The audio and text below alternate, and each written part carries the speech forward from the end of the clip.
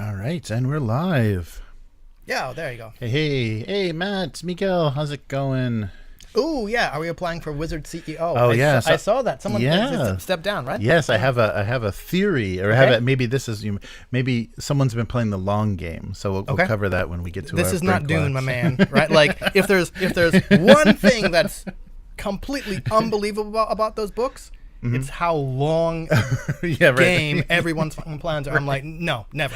Millennia. Right? Millennia from now. We planned for this back in the 23rd century. No, not happening, right? People can't even plan like 2 minutes ahead, right? Anyway. Right. Yeah. That's right. They're biding their time. Dorcas is still awake. Oh, nice. I'm curious what time it is there, because I'm still awake too. It's only 2 o'clock over here. Yeah. So what have you been up to, gaming wise? After finding out, my own fault, that the 6mm miniatures I bought from Irregular Miniatures would kind of not work for the miniaturized version of the sludge war game I wanted to play, right? Because in that one, like, basing is very specific, right? Like, units of line infantry have 3 models, and that lets you show them whether in, like, line formation or column formation, right? I should have kind of read the codes a bit closer. Mm-hmm. You cannot separate most of the Irregular Miniatures. They're in close order, and that's it. So that's it. So anyway, I figured, like, I don't want to not use these. Mm-hmm. The Lion Rampant family, Rebels and Patriots. Which I have no interest in replaying the Civil War, right? But it's wargaming in North America from like colony era to Civil War. Oh, okay. So it's horse and musket era. So I looked at them and I said, okay, I'll use them for that. And I figured out a basing scheme where, and it helps because in Rebels and Patriots, units come in kind of 6 models or 6 hit points, right? Oh, okay. And things from Irregular Miniatures come strips of 6. So I'm like, okay, that works. So I figured out a basing scheme. So long story short, last night I started painting some late 18th century grenadiers for small Rebels and Patriots. I managed to get like 2, possibly even 3 24-point companies out of the little miniatures I had. Oh, nice. So, they are miniatures. And then just this afternoon, I started looking up like Blitzer rules for, which is like, the base is like brigades, which would be 2mm stuff, which I've been looking at. Hence my earlier conversation of, please just like put a lock on my wallet or something, right? Yeah. I have the 6mm Lion Rampant stuff coming from Bacchus. I've already started 6mm trying to Rebel and Patriot, and I'm always doing like, let's go on that. No, I have to stop, right? Anyway, so. But they fit. They can store them in such tiny spaces, right? Yeah. Except when you get to like the big regiment stuff, which is why I said like once you get below a certain point, you need to like 2mm sounds great, but you got to put it on like a 60 by 30 base because it's like thousands of people, right? So it doesn't save space. But you said we're moving up. Yes, we have a more 6x4 table. Yes, so yes. Yeah, we will have more space. Yes, more space for larger tiny games. Yes, right? We'll be playing a tinier scale, but a much larger table. Yeah, I want to try that. I'm interested in really small scale on a 6x4 or 4x6 table because it seems like there's a lot of traveling. There's a lot of, so it's going to be a lot more turns before engagements happen and a lot more planning, which sounds unfun, honestly. So yeah, what some rules might have is some kind of like pre-game. Where like, okay, we forced march this unit, or this person or these units got up to an advanced position. That could be fun. Yeah, what was that? I think, didn't we play something where you basically start on turn 2? I forget what that was. Yeah, because like turn 1 basically is just positioning and nothing's going to happen. So they're like, just start on turn 2 and then like measure from deploy kind of what game that is. The famous one that I saw that I don't have the game for anymore is Twilight Imperium 3rd edition, where I looked at the rules and I said, why the fuck would anyone want to start a game on 3rd turn? Because the first 2 turns always play out like the same way, right? Everyone does I kind of tend to think that's a flaw in the design. Yeah, you would think so. Yeah. Where you'd have to be like, you don't need these turns. They're really boring. Well, then how about just start the game there, right? Yeah. Anyway. Yes, our mechanics are so boring in the beginning, but they get really good. Even with my new glasses, I still can't read how far away that screen is. Oh, yeah. Oh, no, I did. I see I always wanted a jacuzzi mimic in D&D from Miguel. Oh, yeah, that's right. Nice. So I can read that far away. Hey, new glasses. Jacuzzi mimic. It would just mimic, or I was thinking like a jacuzzi slime. Oh, yeah. Well, it could Gelatinous be, jacuzzi mimic. There you go. Oh, that'd be gross. Yeah. A jacuzzi full of teeth. Yeah. Oh. So we got some interesting. Yeah, it's going to be a real roller coaster this week. Okay. There's a lot of ups and downs. Or yeah, a lot of ups and downs, and very very interesting stuff. Some really good news. Okay. And then some. Oh, well, that's too bad. Okay. Well, I'm all set for it. Let's do this. Welcome to the Weekly. I'm Jeremy. I'm Chris. And this week on the Weekly, Maggot Machine is kickstarting. Monolith acquires Rackham IP. Okay. That was good news. Infinite Kickstarters, almost. And WotC CEO resigns. Saw that, yep.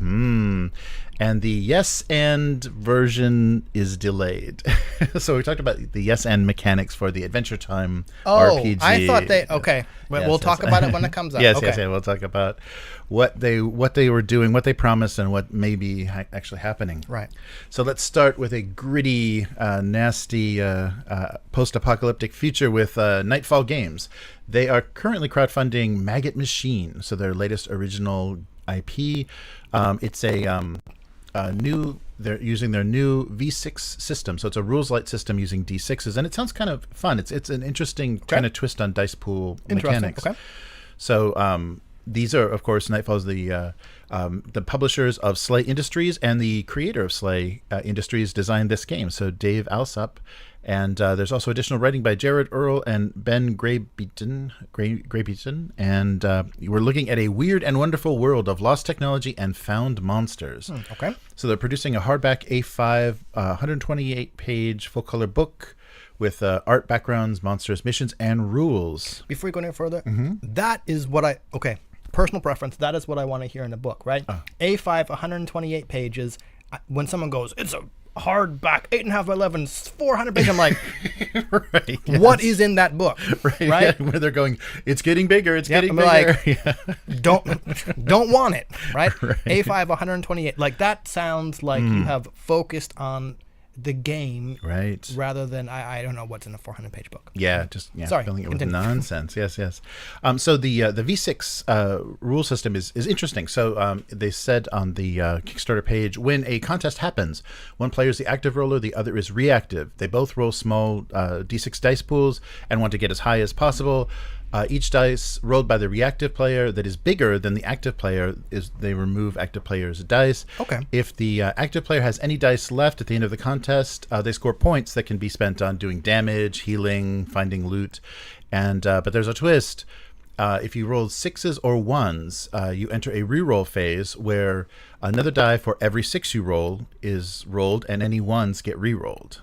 So it's possible that doesn't happen, but it can happen for both sides. So yeah, kind of like exploding 6s almost. So exploding 6s at an extra die that you roll. Yes, and re-rolls of 1s. Okay. And so that makes things. I'm losing, but hey, I get to re-roll these, and then now I'm winning.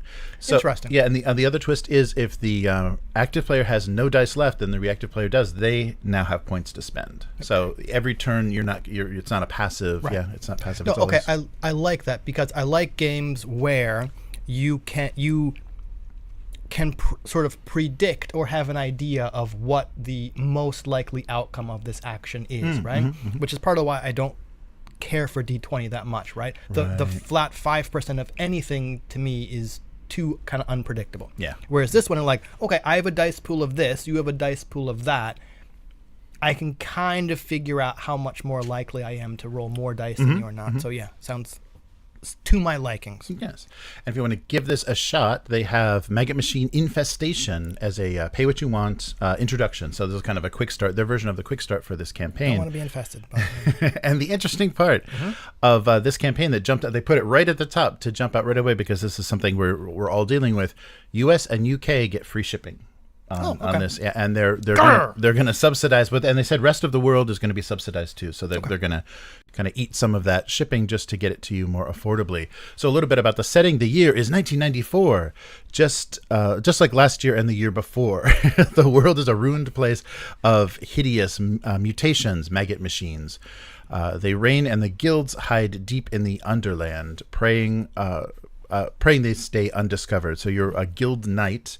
So basically like a machine, like a mech, and you're fighting it's the time before the Great Maggot is what you're looking for lost treasures in the time before the Great Maggot. So I guess you're probably finding like energy bars and, whatever you in 1994 was lost during the apocalypse. Yes, a spoon, a bar of soap, dare to dream, a can of chunky dog food. So yeah, a lot of loot. It sounds like a lot of looting and building up your. And so you're based on guild, and you're playing machines. So only by questing can you seize power. So strap on your armor, check your Geiger counter, and chamber around in your pistol. Light hell awaits.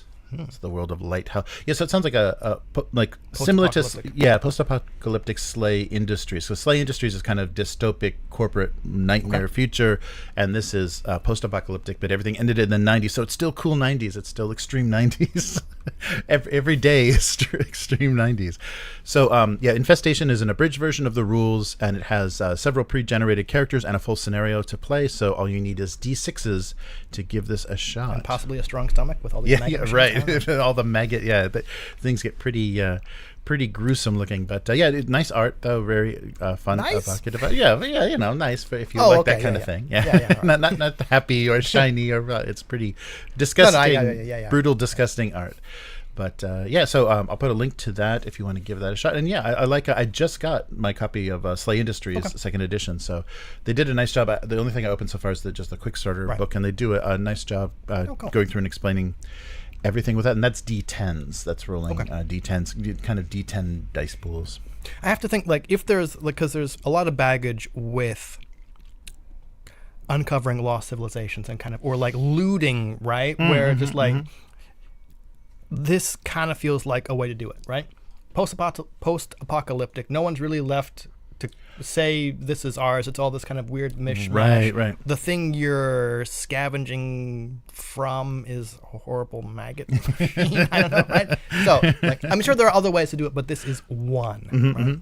Yeah, and I like that they know that they're playing to their strengths. They know what they like, and so 90s kind of grim, dark machine post-apocalypse. So sounds good. So this was the best news that I have heard in a long time. Okay. So Monolith was officially awarded by the Paris Commercial Court just recently the total IP for Rackham, the company of Rackham as they existed, whatever their last manifestation was, which I guess was 2010. Wow.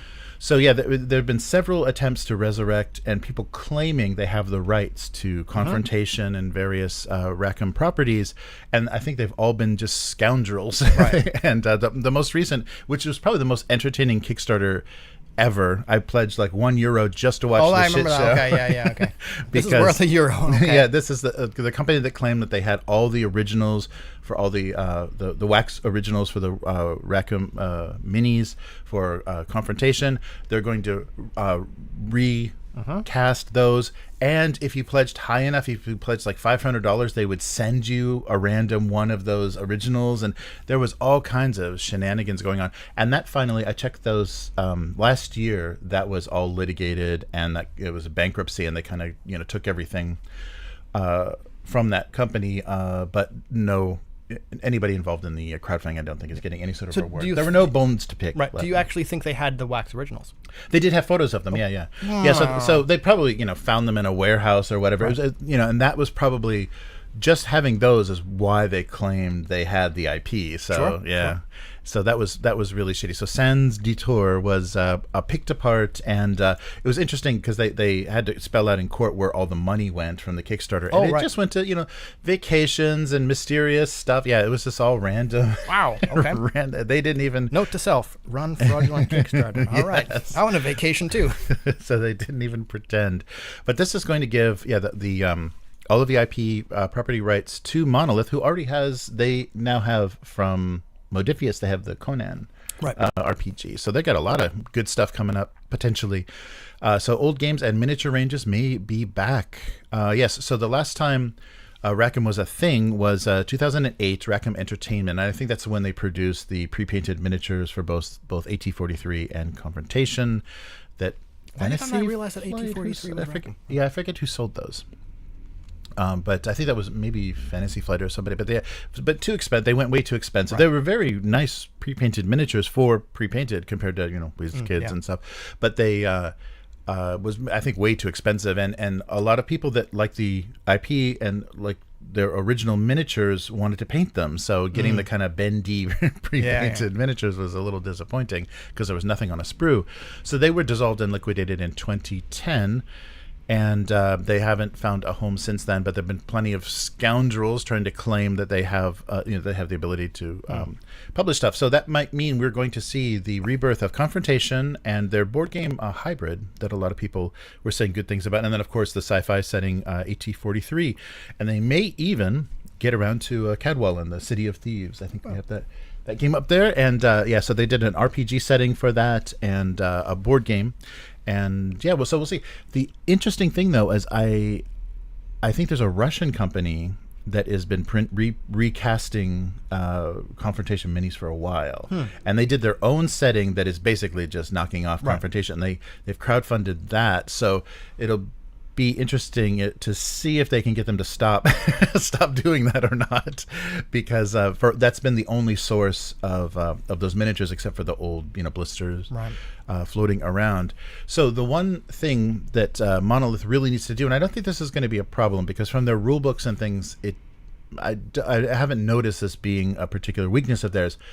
Everything notoriously from Rackham was badly translated from French to English. Right. And so making some of the rulebooks a little unusable. The RPG is notoriously hard to even deal with, because of how badly they translated some of the terms. So we'll see if they kind of overcome that, and I think they will. It sounds like they do a nice job. The only thing that's frustrating about Monolith, especially with board games, is you get everything. I guess this is the Canadian plate as well. You get everything in French and English, so the board games are twice as heavy as they need to be, because they twice as much stuff. Yeah, right. It's double the cards, because you have all the dashboards and cards and everything in both English and French. So we will happily wait for the what they're gonna come out with this. I guess it's probably going to be a series of crowdfunders. Monolith, leans pretty heavily into that, but we'll get to kind of see it coming, and we know they can produce. They know they're not going to back out and fall apart like some of these have done. So this was just a little graphic that they announced on social media. I think they posted it on X, and it was just like, hey, boom, hey, good news, we got it. And so good to see. Underselling it so that when no one really so they temper your expectations. We don't know how well this is. Temper your expectations. So we'll see how this goes. But speaking of Kickstarters and people putting things on them, Kickstarter is changing their rules, and I think they're just trying to get a piece of everything. Things that stuff that people are already doing. So you would notice when a lot of Kickstarters ended, and I'm curious if this is going to kind of ruin their gimmick, or their hurt the urgency that people usually feel. Oh, I've only got 30 days. Oh, there's only 2 days left. So if you eliminate that, then what is Kickstarter besides just a pre-order system, that goes up until the very beginning of production for whatever you're supporting? So Kickstarter is going to add the ability to collect money indefinitely on your crowdfunding campaign. So supporters can contribute even after the campaign has officially ended.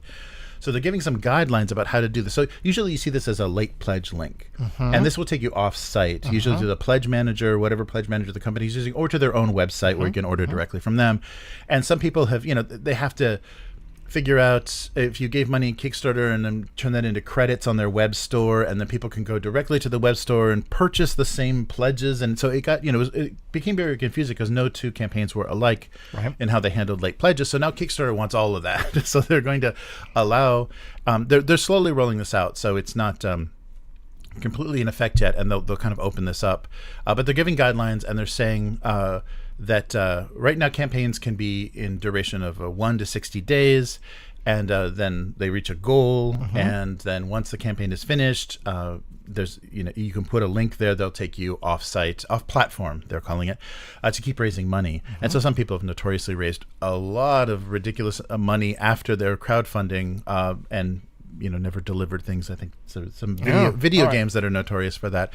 So this new late pledge feature will will let people keep a campaign open as long as they want, as long as they get down to the very last numbers of what they need to produce to fulfill to everybody. So they'll keep things open and that will keep money coming in, and hopefully if there's a spike in interest, or maybe during the campaign it didn't reach certain parts of the internet that would be supporting it. But Kickstarter is saying that they advise you to if you haven't gotten a late pledge, if it's 30 days and there's no one that's used this late pledge, that it's probably appropriate to shut it down. So this is imitating the what already exists with a platform like Indiegogo. So Indiegogo funding. Indiegogo has that forever funding where we've got this campaign going and we raise a certain amount of money and we'll do this, and now it's still available. So it's kind of like a store, like a late pledge store that just stays open forever. But you can always, if you hit on social media or something gets out there, somebody with some following talks about something, and then all of a sudden you can you can get orders again. Call me pessimistic. Yes, like you said, I kind of see this as Kickstarter going, let's find a way to collect money from these people forever. Yes, right. So it's not any kind of whatever it is, not some kind of altruistic thing like, oh yeah, if you missed it, you can still kind of keep a game. It's like, no, right. Instead of having people go off-site, we want a piece of that. So keep your things open forever. So we continue to make, And this also encourages the shady kind of failed Kickstarters that just kind of, promise, they reach a goal, they set a really low goal, they reach it, and they say, oh yeah, and this is coming, and this is coming. You just wait a couple of years and you keep stringing people along. Yeah. And you can... Kickstarter don't care as long as they continue to make bank on whatever promises people are making, Yeah, so I think this is going to be a new thing that people have to consider in their business model. They don't have to set up that mechanism themselves, although I think BackerKit and those sites make that very easy to do anyhow, keeping late pledge, like a late pledge store, open very easily. So we'll see. They're just, I think they're trying to take a piece of business away from the pledge manager companies that are now their competition directly.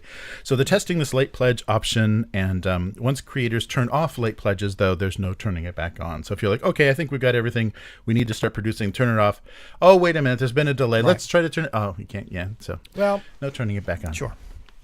But I don't know. I don't know if this is it's obviously just a business move by Kickstarter, and I wonder if this is going to just mean more shenanigans or more harder to assess if this is actually a situation, a project you can trust. But we will see. So a quick update, a Brinkwatch 2024. What are we up to? We are up to day 447. Wow. But maybe Kyle has been playing the long game. Maybe he has been biding his time. This is a Game of Thrones kind of scenario, where his little birds have been, spreading, doing their work and spreading all of the slander against the current CEO that they need to. But so Vecna has returned, and coincidentally, Cynthia Williams is leaving. Okay. So I don't know if the two are related, but so Wizards of the Coast president and CEO Cynthia Williams resigns. According to a SEC filing on April 15th, the president has given her notice. So Williams has only had the position for 2 years, and was her predecessor, of course, was Chris Cox, who is now CEO of the Hasbro universe. So there's no successor, although Kyle is probably in the wings. He's got a dark cloak on and is lingering in a corner waiting for the vote to begin. But there's no successor. But they did announce that they are looking both internally, Kyle, or externally for her replacement.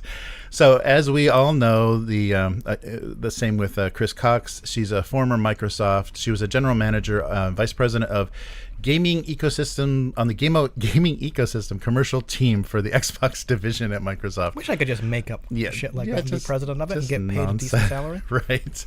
Yeah. So that's the thing I'm really worried about. Yeah, she gave her note. So are we going to see her somewhere in the Northwest, living in a this tent city, and just can't? No. She's going to have a huge bonus that she's taking with her, because she definitely timed this, and she's moving somewhere where it's going to be probably less contentious and more easily. You know what? If I had the ability to do the same thing, I would. So, okay. So you and Cynthia, right? Yep. And cut from the same cloth. You know what? I challenge anybody to say that they wouldn't do the same thing. Right? Yeah, well, I mean, yeah, if you can live that soulless life where you have zero creativity, zero contribution to anything, you're just making phone calls and making sure documents are signed and then collecting a check. Yeah. I mean, that's I wouldn't. That would seem almost like a weird prison. And those the way those people behave, especially even all the way down to like HR and accountants, if they get their hands anywhere near something creative, they have to have some input. They have to have an opinion. It's like, no. You're getting paid to not do that. You just watch the money, manage the human resources. So so Williams oversaw quite a couple of tumultuous years for Hasbro. They did see a feature film and their amazing fast channel that no one can find for D&D streaming content, but they did also have the OGL, which trashed the third-party publishers relationship, and they also hired. I don't. Okay. Yeah, we'll see. We have yet to see. Yeah, sure. That's true. We have yet to see, and they also employed Pinkertons to seize. That's a real high point. Yeah, to seize unreleased cards from some poor YouTuber, and their big success of Baldur's Gate 3, which they claim there will be a Baldur's Gate 4, but they're going to use a different developer, so I'm sure it's going to be it'll be exactly the same. Just garbage. Yes, and so she's leaving on the 50th anniversary of Dungeons and Dragons. Pretty weird, but of course there was a statement released. So Rascal News is the site that broke this, and they reached out for a comment. And of course, Wizards had this to say: "We're excited for Cynthia to take the next step in her career and grateful for the contributions she has made in her more than 2 years at Wizards and Hasbro. We wish her the absolute best in her next endeavor." I don't know why I bother reading this. We know exactly what this is going to say. It can be written by corporate AI. But she's off to new adventures, or however leveled up. Yes, right. So I'm sure she's got no problem. I'm sure she's there's people placing her at this moment for some unsuspecting corporation that wants to go digital. But so I'm starting to think now maybe Kyle was the mastermind of this whole OGL I think you're giving Kyle thing. a lot more credit than he deserves, right? I don't know. He's pretty sinister looking, and some of those don't podcasts. Don't look for conspiracy theories. We're not exist just because you want to spice up the truth. Oh, you mean the ignorance or what is that? Malice or ignorance? You can malice is indistinguishable. Ignorance is indistinguishable from malice at a certain point. Right. Yeah. Okay. Well, maybe I think I want Kyle to be this sinister character that he's not, but perhaps he staged this whole OGL thing and he was pushing these digital tools that they were completely incapable of creating, so that he would have Cynthia's. Or perhaps reality is just much more bland and boring. Yeah. Yes. Yeah, that's true. Maybe it is that boring, and maybe I could see her just being tired of the bullshit. Oh yeah, sure. Like everything that they release, like, oh, motherfucking social media again is going nuts about. We couldn't print our cards correctly for the deck of many things, and now we're getting shit for it. Or maybe she's just tired of doing what she's doing, right? Yeah, and I'm sure at Microsoft, they just stole people's stuff and seized things, and abused the privacy of their users, and that was all she was good at. So they never got to that point at Wizards. But we'll see what happens and what kind of person steps in, because this is a weird time to be stepping in, because there is a big transition. Like, they could completely fumble 5e. We still don't know if it's going to continue its popularity. This is the CEO of Wizards. Right, so it's Magic and D&D, yeah. Right, but how much sure, in a normal company, right? The CEO kind of does take some responsibility for the things that happen either way, right? Mm-hmm. But realistically, how much creative input does the CEO have? Oh yeah. Well, they're just listening to they're at the meeting listening to the reports from other. Yeah. Oh, that sounds wonderful. Oh, that's lovely. Oh, delightful. Yes. Do better at that. Yeah. Right. Or do better, faster, cheaper. Yeah. Yes. I'm not saying that the next CEO will have no effect, but how much effect does the next CEO? Well, they do have to. I think their biggest role, and probably what they're paid the most for, is just pacifying the shareholders. Because she was on some of the calls with Chris Cox, where they're saying, "Oh, we've got wonderful, amazing, beautiful synergies, in the future." I need to hear the corporate speak. Yeah. And that's their biggest role, is just babysitting the shareholders. Yeah, sure. So we'll see where she lands. Like anyone's going to even know or care.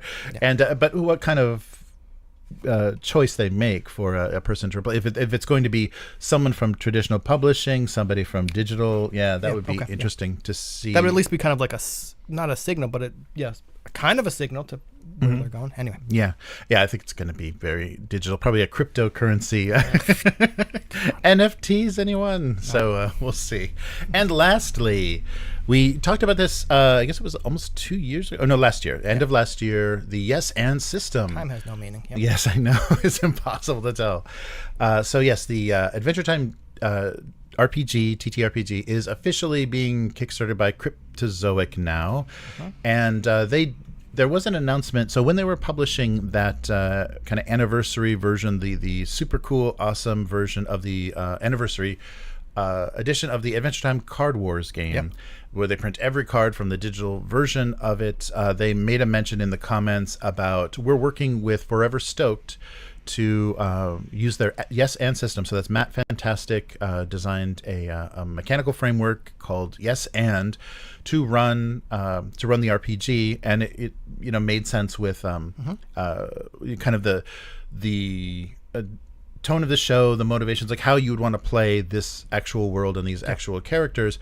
But of course, Cryptozoic is they don't want to make just a little bit of money; they want to make a lot more money. So they're foregrounding, they're promoting the 5e version. So that's the thing that they're going to be kickstarting, with the possibility of, we need a little more time, we need to talk to the licensor, and perhaps there will be a Yes and system version.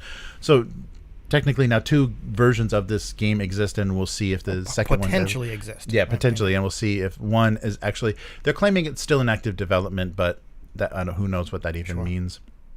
So yeah, they are prioritizing 5e, and that update said that they may be shelving the Yes and, but due to player feedback, they're going to maybe finish both. Player feedback, my ass. Yeah, right. I can now read the chat up on the big screen. Oh, cool. There you go. Love that. What time is it? It's 5e time. Boo! Yeah, right. Indeed. Yes.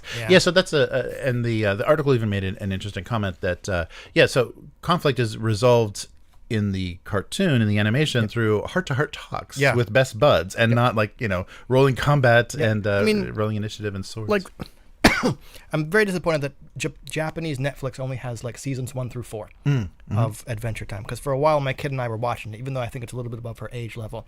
She very much likes the like wacky slapstick stuff, and like the, as a 7-year-old, right, like the underlying stuff kind of just goes over. But like combat does happen, there are fights, right? But yeah, it's not the only or even the most common way to resolve conflicts in Adventure Time. And like you said, sometimes you're like Jake's playing his viola, or you talk it out with people, and 5e is the fucking worst possible system for that kind of thing, right? Yeah.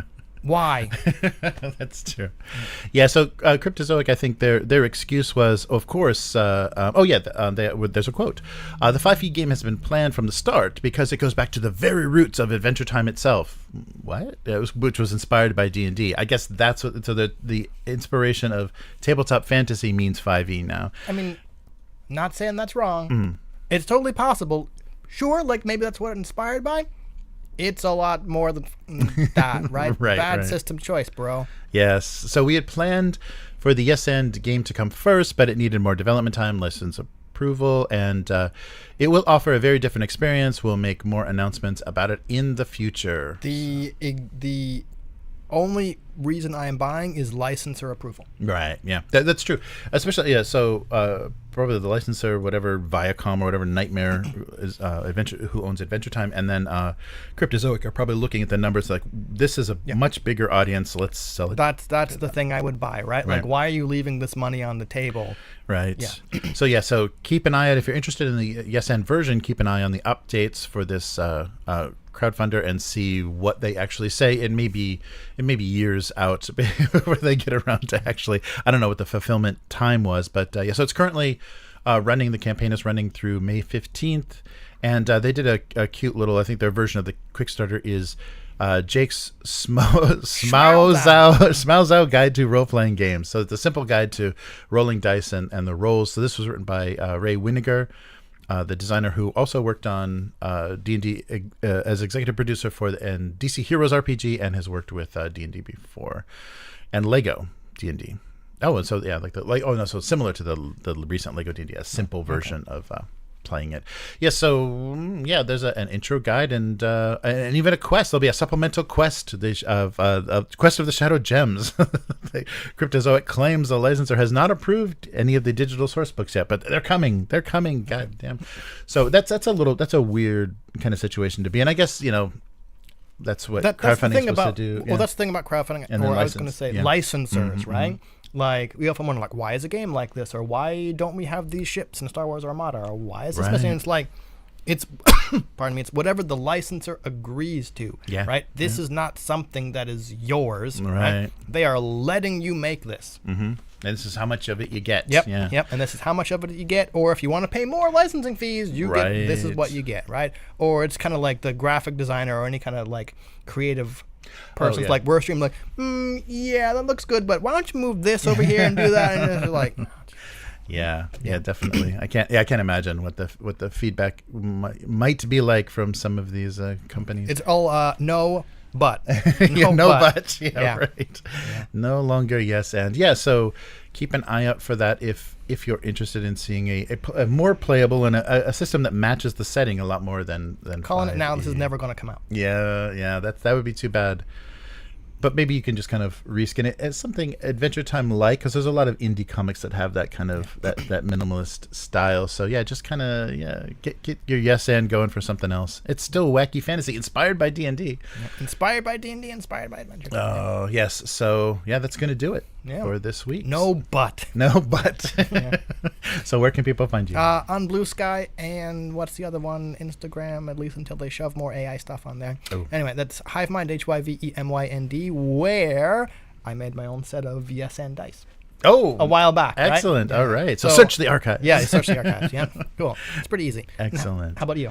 So I am trying to draw a single panel gag cartoon weekly, but the next couple of weeks are going to be a little rough. And that also means that Dune won't be happening tomorrow. Okay. As well, so I got to get things ready for movers to actually move big stuff up and down. So I'm going to be tied up with that kind of stuff. But we're going to have new digs. So probably beginning of next month, we'll have sometime during the first week of next month, we'll have a new situation. It'll probably look exactly like this. Maybe just some stuff. I think this will stay the background. But we'll be able to do green screens and better lighting and stuff, and hopefully the sound will be better. We'll be further away from the road. We'll be higher up in the building, so farther away from the road over there. So the street noise may be reduced, and it'll just be easier to get up and walk around. So that'll be nice. Roving reporter. All right. So and if you like, so that's Abuse Cartoons. If you want to check that out, but if you like what we're doing here on the weekly, consider becoming a weekling. The strongest of all supporters at patreon.com/upturntable. And there you can pledge at any tier, starting as little as $1, and tell us what's going on, what you'd like to see going on with the weekly and some of the other content on the channel. We also have the website, upturntable.com, which has basically collecting everything we're doing, the actual plays, lore videos, the audio version of this podcast. You can also subscribe on any platform, and the audio for this live stream goes in the RSS feed of the Patreon, a little bit cleaned up, after easier. It gets sweet. It's sweetened and easier to listen to, and we might change how we produce things once we have a new setup. So we might even have sweeter audio. It's going to give you a toothache. It's going to be so sweet. So Upturned Table on all social media, and we'll be back again next week to do this again. Later, mortals. Goodbye.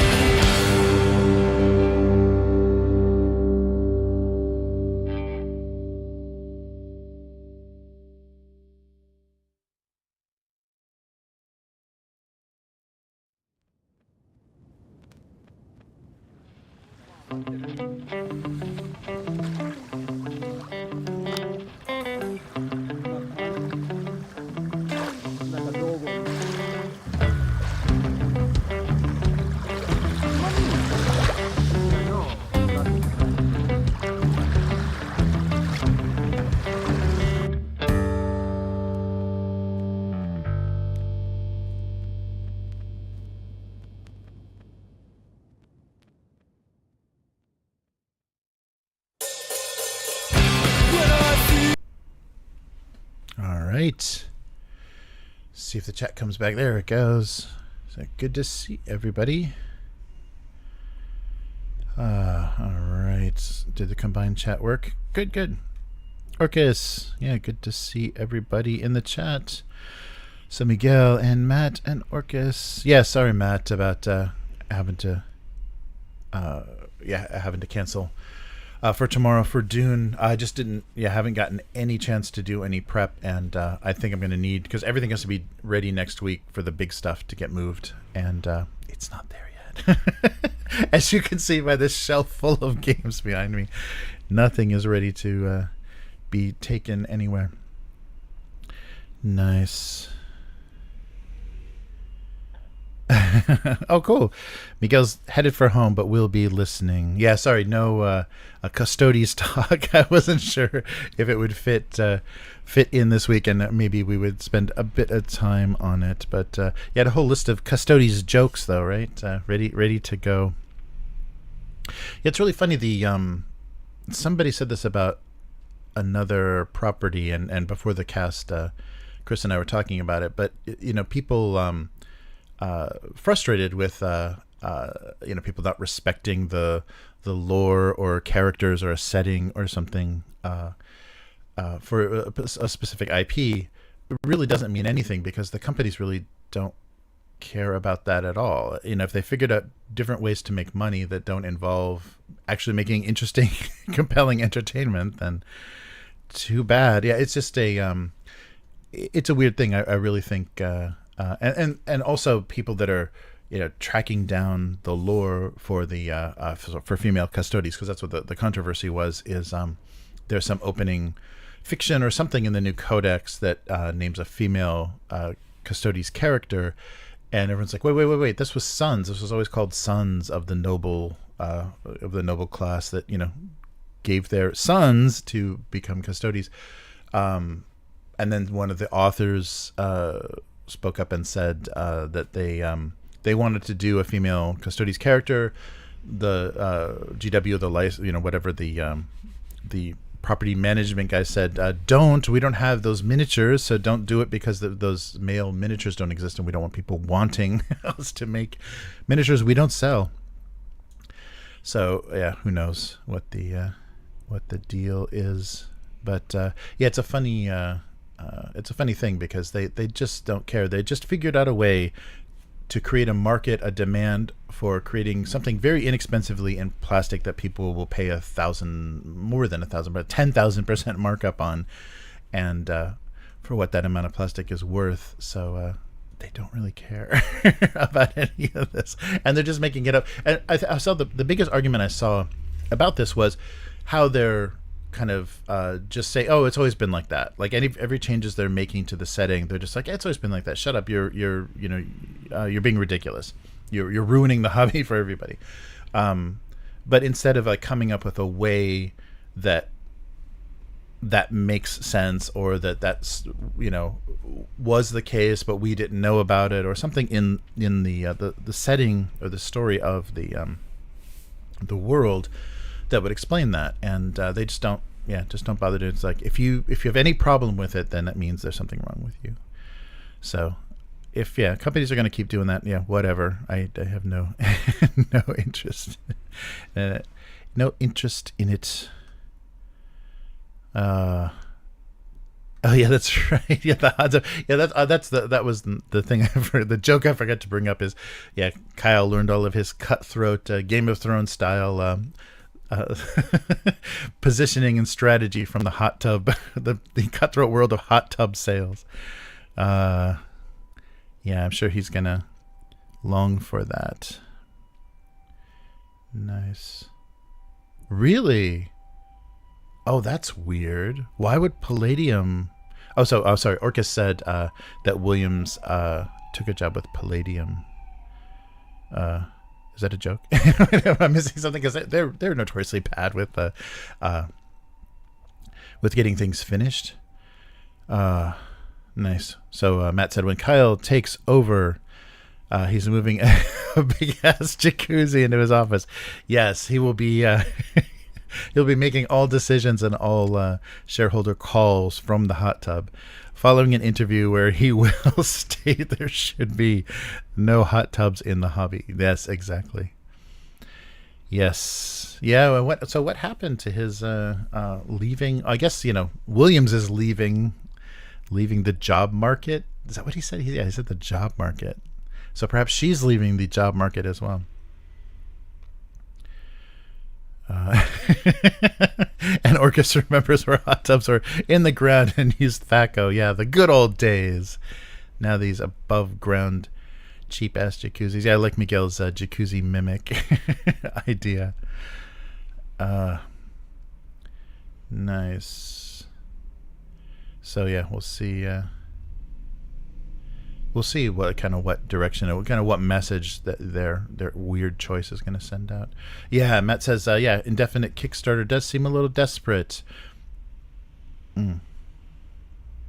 Oh, yeah, like they're trying to move in on Patreon. Oh, that's an interesting. Yeah, I think they maybe they looked at, I think both GameFound, because that's the confusing thing once I started to look at campaigns on GameFound and BackerKit, is they have a more indefinite kind of tone to them. Like many of them, they finished funding, but then you can still click a button and order. You can still pledge, basically in a store kind of interface, and you're have access to the same things that were available during the pledge. I mean, maybe some early bird things or something aren't available, but it looks like the pledges are exactly the same thing. So it took away that kind of urgency of, I have to decide within 30 days if I'm gonna back this or what's going on. And I forget which platform it is. It might be GameFound, but it's a little annoying when you just look at the page and because you have a GameFound account, and maybe because of a cookie or whatever, you look at a page, you don't subscribe or you don't follow a campaign, but you start getting updates. So that tends to be a little confusing, because it's like, I didn't back this, I'm not supporting this, why are they sending me updates for campaigns for things I'm not backing? But I guess they just want, because they have the ability to let you pledge late, I guess they want you to be like, hey, still interested, look at all the great things that are happening. It's just a marketing tool, but it's a little bit confusing, because it's then not quite clear what you're participating in or not. All right. Now Miguel says, now I cannot keep the image of a jacuzzi with two topless babes in the middle of a dungeon and a barbarian talking. Nice. Or falling for it. Nice. Oh yeah, the mimic. That's exactly what the hot tub mimic would look like. Yeah, so I think they're just trying to, like, they were calling it off-site, so they're trying to keep everything on-site. So if you want to, they'll give you the ability to let people buy stuff late on your campaign, contribute more funds because they're going to get 10% of that. Whereas I think if you went directly to the pledge manager, either backer kit or whoever was handling it, that would be much, they take much less, or there's much less involved in Kickstarters already than out of it. And some people even like had that happening on their own web store. If the company had their own web store, some companies were just converting your pledge to credit on their store. So then you would just be a customer on their web store if you wanted to back the campaign. So we'll see. But Matt says, yeah, sometimes it's refreshing not to know what's going to happen in games. Embrace the swingy 2020, Chris. Oh, there you go. Yeah, sorry, I didn't see that when Chris was talking. Yeah. It's been hard. I don't think I've played a single D20 game with Chris. Yeah. There was a beginning of a 5e campaign. I think we had like a session 0, and then Chris was out. So I've never seen, except for Frostgrave. So Frostgrave and Stargrave are the only, and I guess, what are we rolling for Oathmark? I'm totally blanking. Is that D20 as well? But yeah, for tabletop RPGs, it's been all Ubiquity and Powered by the Apocalypse. So I haven't seen any D20 rolls. That's pretty funny. Nice. 1994 relics, bongs, CDs, cable boxes, Zima. Oh my God, Matt, you just described a wonderful treasure trove for maggot machines. Yeah, that's. I like how they just like picked. They just arbitrarily picked 1994, the golden age of extreme 90s. Yeah, nice.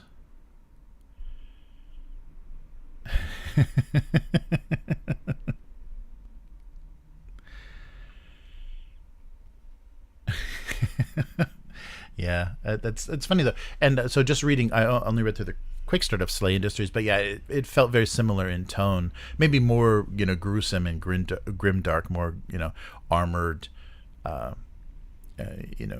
armored knights, kind of exploring a fallen post-apocalyptic world.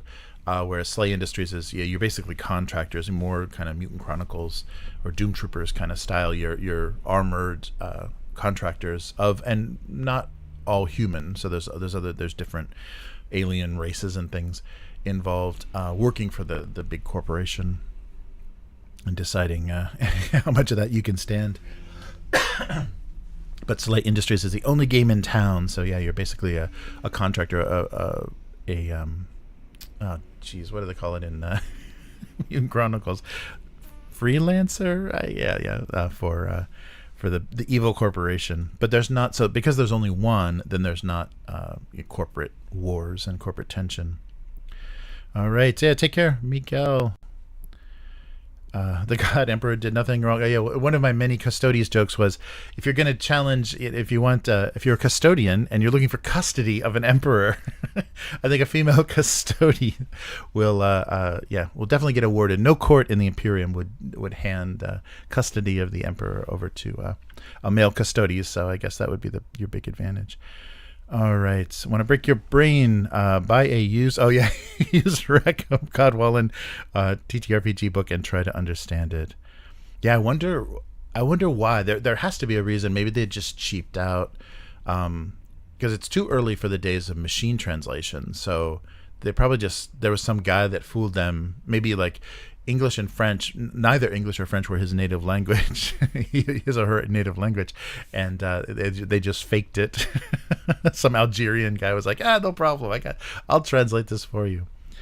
Yeah, but interesting.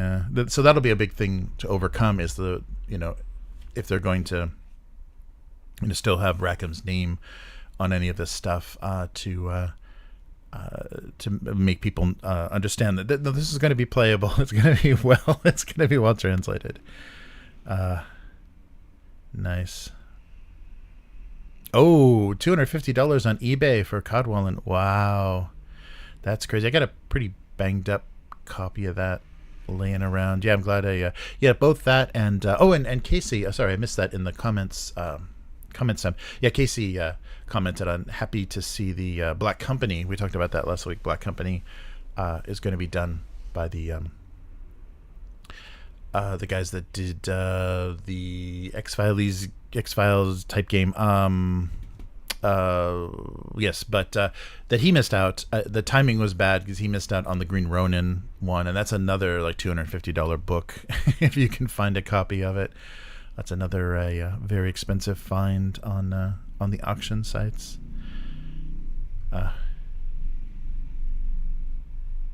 Nice. If I can find mine, I'll mail it to you. Nice. So Orca says, I assume it's a bad translation. Agon was a French translation, and it has its moments. Oh, interesting. Indecipherable. Nice.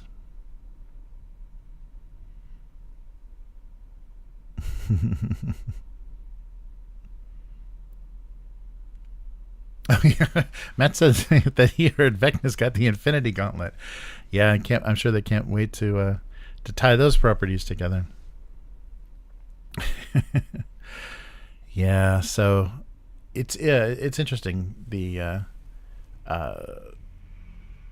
if they're going to go all in, if Wizards is going to go all in, because they were basically talking about that's where they made all their money. All of their successes were not producing plastic, for Hasbro was not producing plastic toys. In fact, seems like they're going to step back from that a little bit and just focus on board games and let Wizards get as digital as possible, because they're whatever the Magic the Gathering like competitive digital platform is, and then now whatever 5e is going to have as a digital platform, they're going to probably try to nickel and dime, microtransaction everybody into oblivion on those, and which will make easily 10 times the money that they're doing, having to deal with the logistics of physically printing books. It would be really sad if we get to the day where they're just going to be all print on demand. They just give up. It's like, yeah, if you want a physical book, old man, old person, you can get a cheap print on demand from our web store, but we're not going to put them in stores.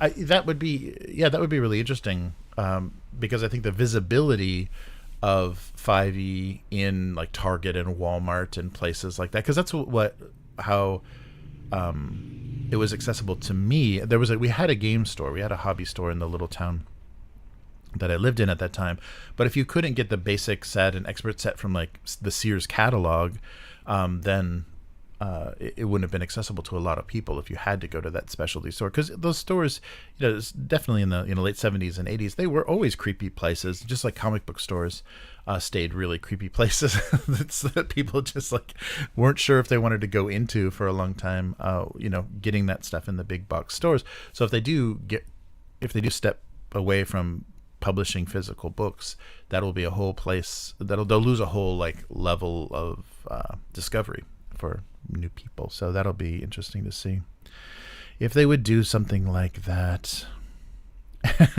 Matt says Williams is like, later nerds, gonna go run a normie company into the ground now. Yeah. Yeah, that's right. Yeah, everyone was still wondering if the Pinkertons were still around, and yeah, Wizards confirmed it for us. Nice. Matt says we need to start a Kyle fanfic site. Yeah, we should. Make him our our Mary Sue that is responsible for everything going on at Hasbro. Kyle. Good name, Orcus. Matt said the CEO is going to be involved in budget cuts and killing product lines. Yeah, that's true. Yeah. That's only Kyle. We definitely need to start the Only Kyle. Let's get an onlykyle.info or some really cheap website and start that. Only Kyle. Oh, nice. Nice crowdsourcing on that idea. We definitely need that, so we can have the there'll be a free section, of course, of just his daily adventures in the corporate world, and then there'll be the Kyle After Dark section. All of the erotica generated by his hot tub sideline, or he'll just be reminiscing about the days of hot tub sales and all the lonely divorcees he sold hot tubs to. Oh, nice. Yeah, very cool. Oh, Matt, did KC pop into the chat? I think it popped up on the screen. That's right, I haven't gotten to the end of the chat yet. Sorry, too much. Regular show TTRPG would be fun. Yeah, that's a good, that's one of those good, that's Adult Swim, right? Or, yeah, at least Cartoon Network. Duckman, there you go. Orcus with the deep pull. Duckman investigated. And then all we need is that was Jason Alexander, right? That voiced Duckman. We just need clips from him. Nice. Yeah, the spice will flow, but delayed by a week. Yes, no more. So our sponsor, we finished our contract, so there won't be any more ad reads until the the sponsorship gods again grace us. Yeah, depending on the outcome, if we drove any traffic there. But I don't know if we're big enough for a lot of sponsors to approach us, and there's not a lot of people that are a good match. I would imagine maybe that metal poster display might be good, but there's very few. I don't want to be promoting, I guess, VPNs or whatever, but definitely not Raid Shadow Legends or anything. I don't think there's a lot of crossover. We skew a little older. According to YouTube, we skew a little older and a little North America, so I don't think there's a few things that we're just not gonna be doing. Maybe we'll move into hair loss and ED medication. Oh no! We'll definitely have to get that. That'll be the first sponsor for Gray Noise. What was it? Hymns or whatever. That's they do the whole gamut. Whoa! Do the whole gamut of hair loss, skincare and ED. Yeah, can't wait.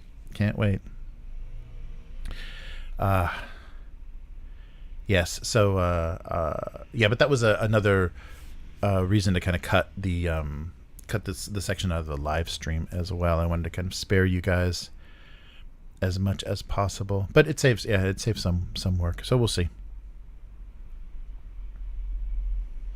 Oh, wait, where am I getting to? I can see in the combined chat it doesn't do the emojis. Only a few things that do. I guess those are YouTube emojis. So there's a lot missing.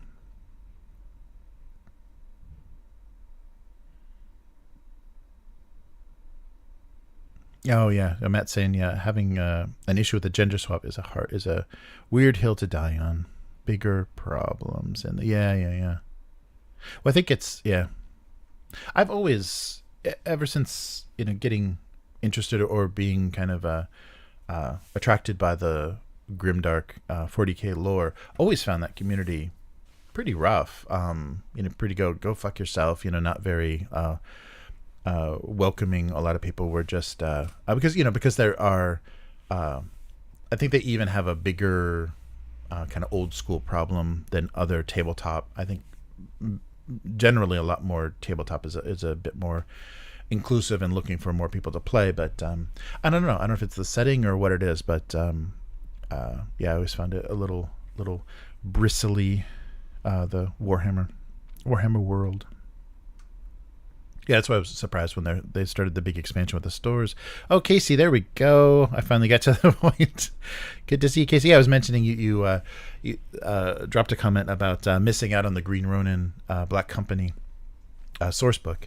So hopefully they'll include all kinds of good. It sounds like, because when they did the description of what they wanted to do, they're breaking it down by by novel, and the novel like moves chronologically, and events change like in the world, allegiances and things change. So they're gonna kind of move through all of that. So it should be good. Can't wait. All right, so Orcus, yeah, take care, and yeah, talk to you soon. I really appreciate really appreciate you stopping by. Yeah, Matt, I think that's a good point. Yeah, kind of a weird white supremacy problem. I think just because it's this weird old. Okay, so I'll piss a bunch of people off saying this, but the weirdness of the Warhammer setting, which is also something that's that makes it unique, that makes it work, is it's a bunch of Brits jerking off about we were an empire, and then like they're all studied classics, so they're going back to Roman, the Roman Empire, and fantasizing about this theological, this weird theocracy based empire of the known universe. It's got a lot of weird supremacy stuff in there, because it is just jerking off about how the sun never set on the British Empire, but originally I don't think that was the thinking. I think some people picked that, people were attracted to that because of that, because I think the original tone was much more 2000 AD and satirical, and making fun of extreme situations like power armored cops, basically, like Judge Dredd, kind of fucking with these planets that they said that they had control of.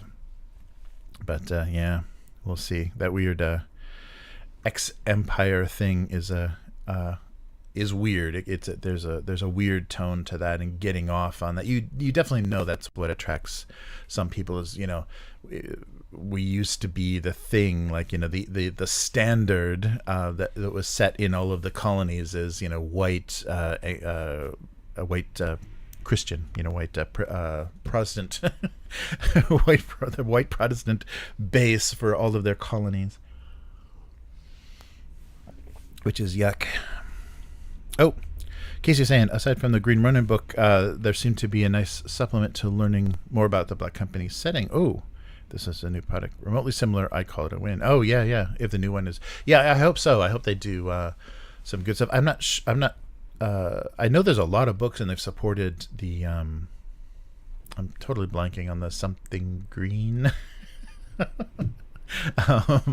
kind of conspiracy game that they do. I could just look in my notes from last week. Gosh, turn on the camera, and I can't remember a thing. I get like streaming amnesia. But yeah, so I hope they put. It sounds like, and they've got the support. Like Glenn Cook is actually endorsing it, so it's going to be a legit thing. So Delta Green, geez, yeah. So I know they did a lot. There's a lot of supporting materials for Delta Green. So it'd be really cool if they did that with Black Company. If they gave you the ability to play, kind of any part of the timeline in any kind of configuration. Should be good. But yeah, you never know. And they seem to have passion about it too. Oh, popping. Sorry. Yeah, I keep bumping the mic. Sorry about that. Oh, and is it popping? You mean like I might need a screen. Maybe I'm too far up on it. Sorry. Just trying to get that room noise out. All right. But yeah, we'll see. Yeah, I hope. So they said, yeah, there's not a real definite timeline with the development of it, but we're on the list. Hopefully we'll get at least notified when the playtesting starts, so that might mean much closer. Yeah, I'll play around once we have the new setup. I'll play around with getting things to sound a bit better. I'm worried that it's going to be a bigger space, so we might have to do some acoustic treatments to stop it from sounding cavernous. I don't know how echoey it's going to be, but we'll see. Nice. But yeah, that's the other thing too, is I'm thinking about, with the different setup, I'll be able to record locally. So I might run it, instead of the audio coming from the live stream, but then also record it locally, so that the podcast version will be a much cleaner version. So we'll see. Oh, cool. Matt's got the first Black Company book to reread. Yeah, and if you do and anybody interested, if you don't know the Black Company at all and want to give it a try, a few of the audiobooks have made their way onto YouTube. I'm sure for the next 60 seconds they'll be up there, but I noticed that when I did a search, so somebody posted some audiobooks, and also there's also sorts of ways to purchase them, but they're floating around on YouTube if you just want to get a sense of the tone of this setting. But really interesting. I really that hit me at a really interesting time when I was curious about a different take on a kind of a dark fantasy setting, and that was just perfect. I really like his writing. Nice. Yeah, I've got a couple of the collected, just the trade paperback versions of the collected. They did a nice set of those. But the first one I read was I love that. Like, I always have much more, I don't know what it is, but I always have much more connection to the battered mass market paperbacks, like reading, John Carter or any old Conan or whatever. The reason I think I have attachment to that is because I, read them from a yellowed, torn up, just a messy used bookstore mass market paperback.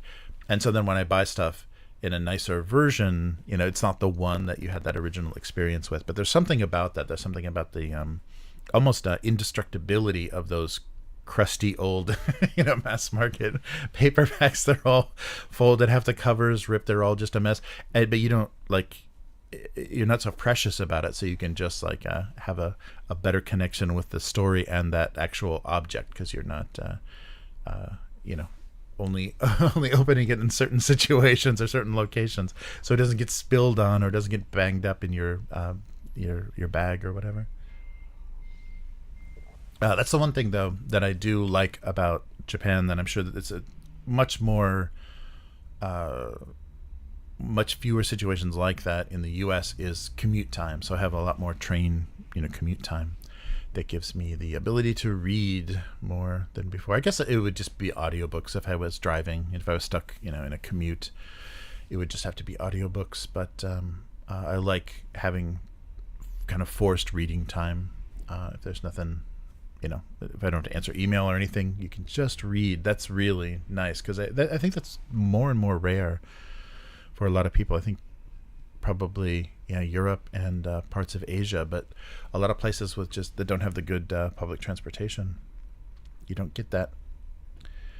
All right, nice. Oh, interesting. Oh yeah, I'll check that out. The Company by KJ Parker. Matt recommended. Cool. Yeah, I just started reading not a novel, Rogue Trooper.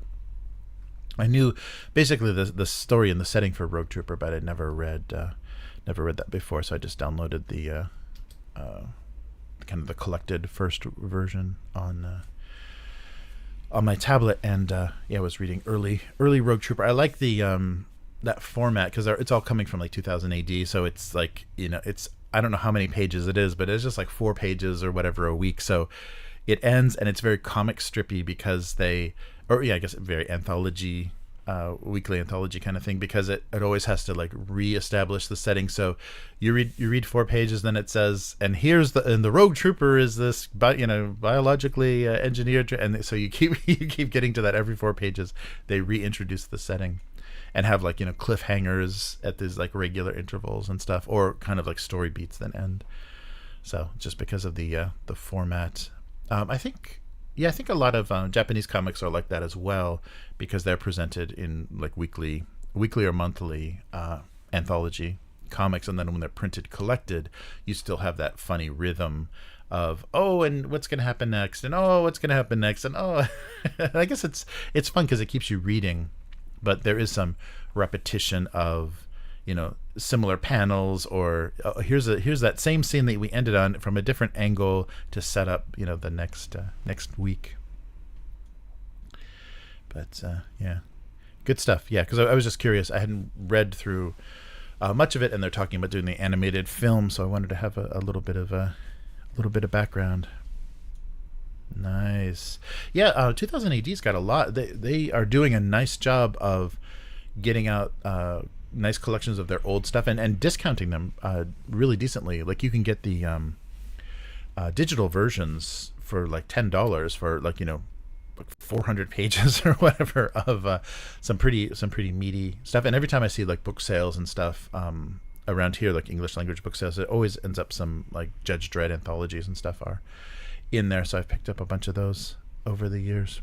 But I love the tone. I love the tone of that, all that 80s and 90s stuff. It's just perfect. But it's just because it's it's nostalgic. It's got that nostalgic wrapper on it. But yeah, I'm curious what they're going to do with the Rogue Trooper and how well whatever they're doing, Unreal or whatever platform they're using, how well that's going to do the animation. All right. Well, very cool. Well, nice. Well, I've got more more packing to do, so I might maybe I'll take a photo of this and we'll do a green screen if we're not finished. If we have rather than empty shelves behind us, we'll have a JPEG of our previous background, so you'll never know when we've made the move. Hopefully, it'll sound better. So, all right. Well, cool. Well, everybody, take care. And yeah, Casey, yeah, we're going to be moving to a different floor in the same building, so a little bit more space. But yeah, it should be good. Yeah, I hope. Because the way we're using this was kind of weirdly improvised, and this new space, I was able to plan it out a bit more. So it'll be good for both recording the live streams, but then also doing gaming. So we'll have a bigger space with big tables, and yeah, be able to do more gaming in person, which I hope happens more often. I need to get the in-person stuff happening a lot more. Just everyone's schedule is so bad. Nice. But yeah, so I will keep everybody updated on what we're doing. And so sorry, yeah, there won't be, so no actual play tomorrow, no Dune tomorrow. We'll pick it up next week, and hopefully nothing goes horribly wrong that I have to get stuck. But yeah, just doing some moving. But yeah, so everyone take care, and we'll be back next week to do this same thing. And I'm not sure what condition things will be, and this will be the last stuff to move. The PCs and everything will be the last stuff to move. So hopefully we'll keep this intact as long as possible. So until then, take care, and yeah, we'll do this again soon. And of course, yeah, the audio for this is on the RSS feed. So thank you patrons and members for supporting us, and we'll keep putting this out that same way. And hopefully we'll have another interesting, eventful week to talk about next week. I was really surprised there was not a boring story among them this week. A lot of funny stuff happening. So everyone, see you next time. Goodbye.